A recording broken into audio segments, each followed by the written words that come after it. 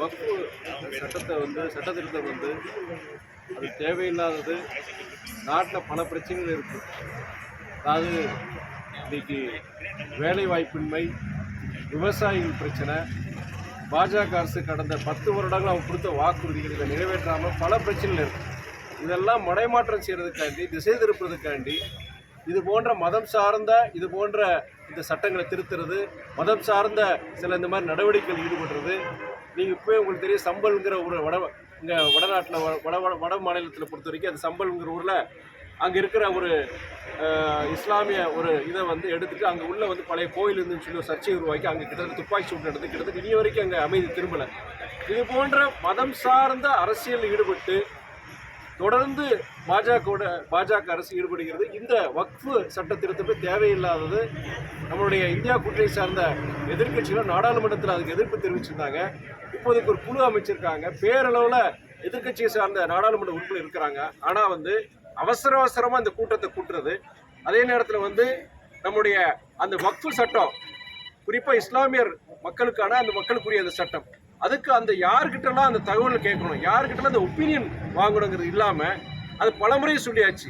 இந்த வக்ஃபு போர்டில் இருக்கிற முக்கியமான அந்தந்த மாநிலத்தில் இருக்கிற முக்கியமான அதிகாரிகள் அவங்ககிட்டலாம் ஒரு ஒப்பீனியன் வாங்கணும். ஒப்பீனியன் கேட்டு அப்போ இந்த கொண்டு வர சட்டத்தில் அது இஸ்லாமிய மக்களுக்கு எதிராக இருக்கிறதான்னு சொல்லிட்டு ஒரு கலந்தாய்வு இருக்கணும். அதெல்லாம் விட்டுட்டு இவங்களே 10 பேரை வச்சுக்கிட்டு முடிவு எடுத்துக்கிட்டு, அதே நேரத்தில் எதிர்க்கட்சிகள் சொல்கிற சில கருத்துக்களையும் கேட்காம அவசரமாக இப்போ என்ன சொல்லியிருக்கு, இந்த நாடாளுமன்ற கூட்டத்தொடரிலேயே அதை அதை நிறைவேற்றணும், அதுக்குண்டான அந்த சட்டத்துக்குண்டான முடிவு வடிவத்தையும் நம்ம முடிக்கணும்னு சொல்லிட்டு அவசரமாக அது முடிவெடுத்திருக்காங்க.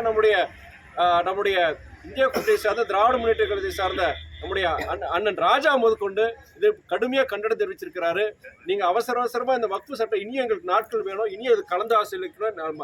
அதை குறிப்பாக இஸ்லாமிய சமூகம் எதிர்க்கிற பல கருத்துக்கள் இருக்கிறது. அதனால் அதெல்லாம் நீங்கள் உள்வாங்கிட்டு கொஞ்சம் அவசரமாக இந்த சட்டத்தை அது முழுவடைய கொடுக்கக்கூடாதுன்னு சொல்லி சமீபத்தில் ஒரு அறிக்கை கொடுத்துருந்தார்.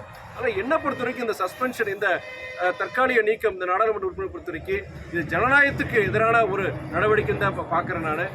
நீங்கள் மதுரையில் கூட இப்போ இந்த திருப்பரங்குன்றத்தில் பார்த்தீங்கன்னா ஒரு சர்ச்சை. நீங்கள் அங்கே காசி விஸ்வநாதர் அங்கே கோயில் இருக்குது, அங்கே அதே மாதிரி சிக்கந்தர் தர்கா இருக்குது. சிக்கந்தர் தர்காவும் கிட்டத்தட்ட 100 வருஷமாக இருக்குது.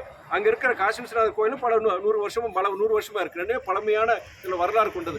இதில் என்னென்னா, அங்கே இஸ்லாமியும் சரி இந்துக்களும் சரி ஒற்றுமையாக அண்ணன் தம்பிகளை இத்தனை வருஷம் கும்பிட்டு இருந்திருக்கா செஞ்சுருக்காங்க. அதுக்கு ஒரு தனிப்பாதை, இதுக்கு ஒரு தனிப்பாதை. அங்கே போய் நம்மளுடைய நவாஸ்கனி நாடாளுமன்ற உறுப்பினர் போய் அங்கே போய் மாமிச விருந்து சாப்பிட்டான்னு சொல்லிட்டு ஒரு தவறான செய்தியை சொல்லி அது மூலியமாக ஒரு மதக்கலவரத்தை உருவாக்குறதுக்காண்டி, இந்து முஸ்லீம்களுக்கிடையே ஒரு காழ்ப்புணர்ச்சி உருவாக்குறதுக்காண்டி இந்த மதவாத சக்தி ஈடுபட்டிருக்கு.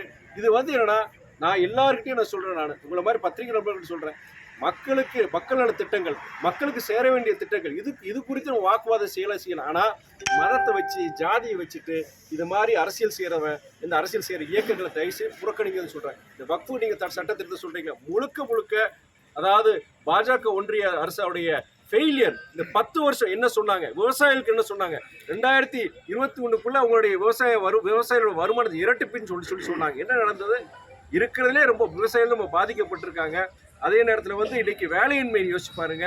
இன்றைக்கி தமிழ்நாடு போன்ற மாநிலங்கள் எவ்வளோ மக்களோட திட்டங்கள் கொண்டு அந்த திட்டங்களை நிறைவேற்றாமல் ஆளுநர்கள் ஒருத்தரை வச்சுக்கிட்டு அதுக்கு தடையாக இருக்கிறது. இது போன்ற பல விஷயங்கள் தமிழ்நாடு மட்டும் கிடையாது, இந்தியா முழுக்க பாஜக அகற்றப்பட வேண்டும். இதுதான் ஒரே தீர்வு. ஆனால் இன்னும் இப்போ தான் விஜய் இப்போ தான் கட்சி ஆரம்பிச்சிருக்கிறாரு. அவரோட ஓட் பிரச்சனை கூட நீ அவர் நிரூபிக்காத சூழ்நிலையில் அதாவது தேடி இருக்கிறதுக்கு ஆளுநர் விஜயோட கட்சியை அழைச்சிருக்கிறார். இது எப்படி நீங்கள் பார்க்குறீங்க? ஆளுநர் விருந்தில் அவர் பங்கேற்கிறத புறக்கணிப்பு செய்யறதுக்கான வாய்ப்பு இருக்கா? அதை நீங்கள் எப்படி பார்க்குறீங்க? அதாவது ஆளுநர் அந்த விருந்து பொறுத்த வரைக்கும் குடியரசு தினத்தில் எல்லா கட்சிக்கும் அழைப்பு கொடுக்குறாங்க. எங்கள் கட்சிக்கு அழைப்பு கொடுத்துருக்குறாங்க. அது திமுக உள்ளிட்ட எதிர்க்கட்சிகள், அதாவது நாங்கள் அதாவது ஒன்றிய அரசு எதிர்க்கும் எதிர்க்கட்சிகள், நாங்கள் இந்தியா கூட்டணி சார்ந்த நாங்கள் எல்லாரும் புறக்கணிச்சுட்டோம். அது சகோதரர் விஜயை பொறுத்த வரைக்கும் அவருடைய முடிவு, அந்த கட்சியுடைய முடிவு, அது நாங்கள் சொல்ல முடியாது. ஆனால் தமிழ்நாட்டு மக்களுக்கும் தமிழ்நாட்டுக்கும் எதிர்வினையாற்றும் மக்கள், அதாவது நம்முடைய தமிழ்நாட்டுக்கு ஒரு நலனுக்கு எதிராக செயல்படும் ஒரு ஆளுநருடைய இதை புறக்கணிக்கிறது தான் நல்லது.